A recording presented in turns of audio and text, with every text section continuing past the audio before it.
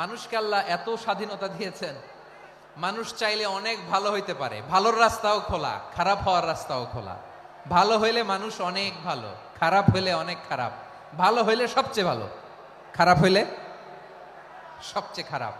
এজন্য সিদ্ধান্ত আপনাকে নিতে হবে। আল্লাহ তাআলা বলছেন, লাকাদ খালাকনাল ইনসানা ফি আহসানি তাকওয়িম সুম্মা রাদাদনাহু আসফালা সাফিলিন। আমি মানুষকে অনেক সুন্দর অবয়বে, সুন্দর আকৃতিতে সৃষ্টি করেছি।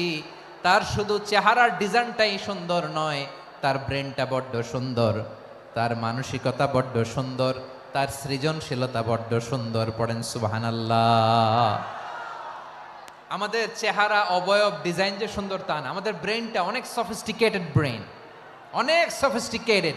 এই 1.5 কেজি ব্রেন ইউজ করে মানুষ গোটা বিশ্ব